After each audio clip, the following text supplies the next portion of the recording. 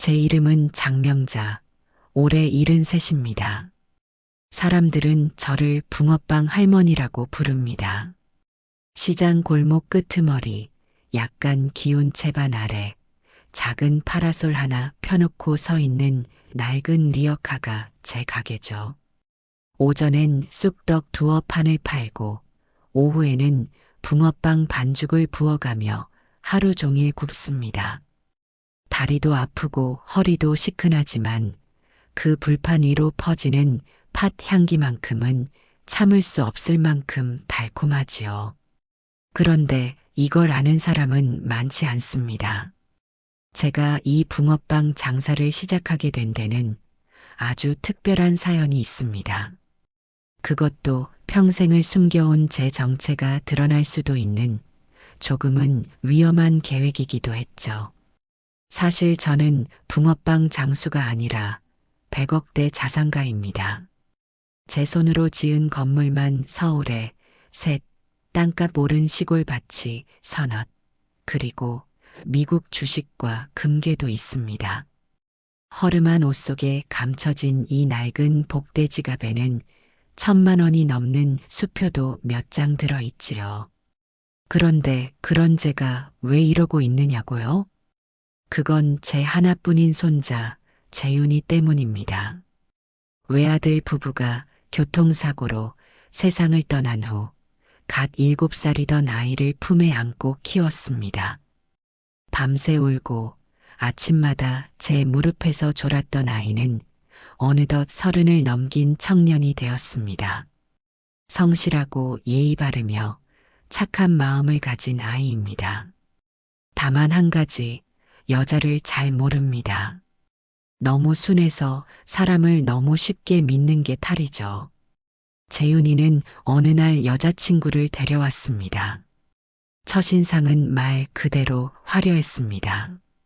자그마한 체구에 반짝이는 눈, 그리고 누구에게나 스스럼 없이 웃으며 말 건네는 모습이 첫눈에는 참 싹싹하게도 보였지요. 이름은 민지, 대형 카페 프랜차이즈에서 매니저로 일한다고 했습니다. 재윤이는 그녀를 한없이 사랑하는 눈빛으로 바라보았고 민지는 그런 그를 자연스럽게 리드하는 듯 보였습니다. 그런데요, 저는 그 아이의 웃는 입꼬리 너머로 어쩐지 날 선 무언가를 느꼈습니다. 제 평생 수백 명의 세입자와 건설업자, 투자자들을 상대하며 단 한 번도 큰 사기를 당한 적 없는 촉이 그날만큼은 뭔가 이상하다고 속삭였죠. 식사를 대접했을 때도 민지는 재윤이보다 제게 눈을 덜 마주쳤고 밥이 나오자마자 휴대폰을 들여다보며 요즘 어르신들 음식은 다 짜요라며 혼잣말을 흘렸습니다. 그 한마디에 재윤이는 민지의 손등을 살짝 잡으며 우리 할머니가 만든 거야라고 웃었지만 민지는 그 말을 무시하고 된장찌개에 물을 부었습니다. 그날 이후 저는 며칠 동안 고민에 빠졌습니다. 내가 괜한 의심을 하는 걸까? 아니면 이 아이가 정말 문제인 걸까? 하지만 분명한 건 저는 제 손자의 인생이 망가지는 걸 지켜볼 수 없다는 것이었습니다. 그래서 저는 결심했습니다. 이 아이를 시험해보자. 물론 억지스러운 방법일지도 모릅니다. 하지만 진짜 사랑은 돈이 없을 때 드러난다지 않습니까? 저는 제 정체를 숨기고 평범한 붕어빵 장수의 외할머니처럼 다시 그녀 앞에 나타나 보기로 했습니다. 재윤이에게는 당분간 외삼촌 댁에 간다고 말해두고 민지에게는 제 할머니가 시골에서 올라오셨다고 소개하라고 부탁한 채로요. 그날은 겨울이 깊어지던 초입이었습니다. 낙엽이 다 떨어진 나뭇가지 사이로 날카로운 바람이 뺨을 쓸고 지나갔고 코끝은 빨개졌지만 저는 리어카 앞에 섰습니다. 밤새 만든 반죽이 담긴 양은통, 직접 삶은 팥소, 그리고 10년째 쓰던 낡은 붕어빵 틀. 손에 익은 그것들을 하나하나 펼치며 오랜만에 장사를 시작했습니다. 재유는 민지에게 우리 할머니가 시골에서 오셨는데 자꾸 붕어빵 장사를 하시겠다고 하신다며 걱정 반, 애정 반의 표정으로 말했고, 민지는 그 말을 듣고 처음에는 싱긋 웃으며 귀여우시다고 말했지만 직접 저를 마주한 순간 그 표정은 묘하게 달라졌습니다. 그녀는 저를 한참 쳐다보다가 말했습니다. 생각보다 진짜 장사꾼 같으세요. 그 한마디에 저는 속으로 웃었습니다. 내가 생각하는 진짜 장사꾼은 어떤 사람이지? 손끝이 튼튼하고 주름이 많고 냄새나는 옷을 입은 사람? 돈 없고 배운 것 없는 사람? 그렇게 정해진 틀에 나를 넣고 판단한다면 너는 이미 시험의 반을 넘은 거다. 저는 일부러 말을 줄였습니다. 억양도 다듬고 서울말을 버리고 일부러 시골 억양을 섞어 말했지요. 저 고생 안 시킬게요. 그냥 조용히 장사만 하다 갈게요. 하지만 민지는 며칠이 지나면서 본색을 드러내기 시작했습니다. 처음엔 고개 숙여 인사도 하더니 그 다음 날부터는 시장에 찾아오지도 않았고 재윤이 없는 시간에는 말도 안 섞었습니다. 마치 저는 없는 사람처럼 행동했지요. 어쩌다 마주쳐도 눈도 마주치지 않았고 말끝마다 냄새와 쥐날 것 같다는 소리를 중얼거리곤 했습니다. 그러던 어느 날 오후 뜻밖의 장면을 보게 되었습니다. 민지가 친구들과 함께 시장 골목으로 들어서던 순간이었습니다. 그녀는 저를 힐끗 바라보더니 친구들에게 조용히 말했습니다. 내 시할머니래 붕어빵 장사하시는데 저렇게까지 살아야 하나 싶지 않아? 그 말에 친구들은 웃었고 민지는 인상을 찌푸리며 한마디를 더 덧붙였습니다. 결혼하면 그냥 돈 되는 건물에 살고 싶었지. 이런 시장통은 상상도 못했어. 그 말에 제 손은 반죽통 안에서 멈춰버렸습니다. 기름 위에서 지글거리던 붕어빵 하나가 그대로 탔고 타는 냄새가 주변에 퍼지기 시작했지요. 그날 밤 저는 오랜만에 무거운 마음으로 방에 들어왔습니다. 허름한 여인숙 방 한 칸. 리어카를 접어 세워놓은 뒤 몸을 눕혔지만 잠은 오지 않았습니다. 민지의 말투, 그 표정, 그리고 무심하게 뱉은 말 한마디 한마디가 귓가를 떠나지 않았습니다. 그녀는 제 손자를 진심으로 사랑하는 걸까? 아니면 그의 배경, 그의 가능성, 그의 미래를 기대하는 걸까? 저는 고민 끝에 또 하나의 계획을 세웠습니다. 민지의 본심을 더 깊이 파악할 수 있는 마지막 결정타가 될 시험을 준비하기로 한 것입니다.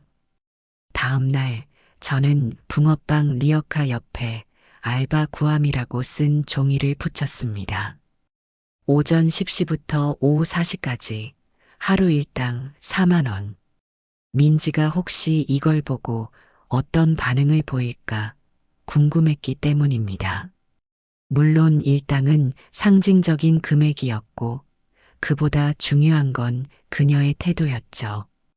그런데 놀랍게도 예상보다 더 빠르게 일이 벌어졌습니다.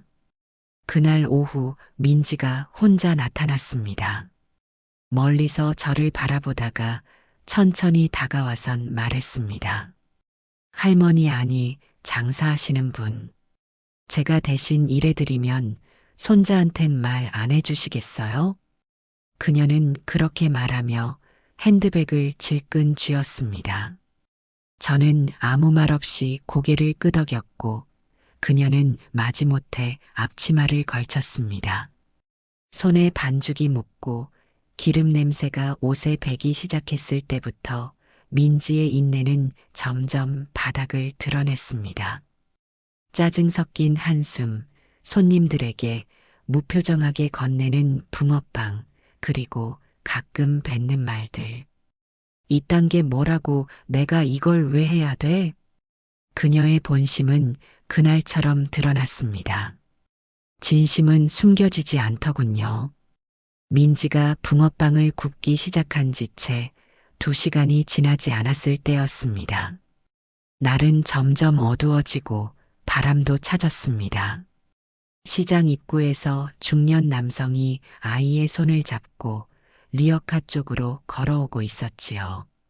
아이는 연신 콧물을 훌쩍이며 말했습니다.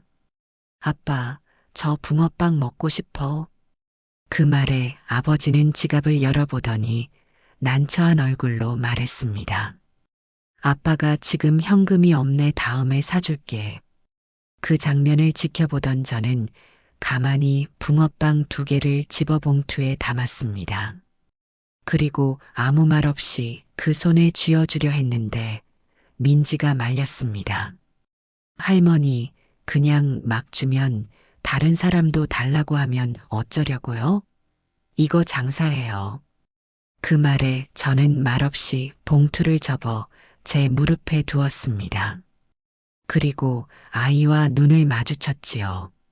그 아이는 붕어빵 냄새를 맡으며 몇 걸음 뒤로 물러섰습니다. 아버지는 허리를 숙이며 죄송합니다. 괜히 민망하게 했네요 하고 고개를 숙였습니다. 그 순간 옆 가게에서 생선을 손질하던 아주머니가 그 광경을 보고 다가왔습니다. 아이고, 명자 언니. 그 붕어빵 내가 살게. 그 얘기죠. 누가 뭐래도 언니 붕어빵은 사람 마음이 들어있다니까.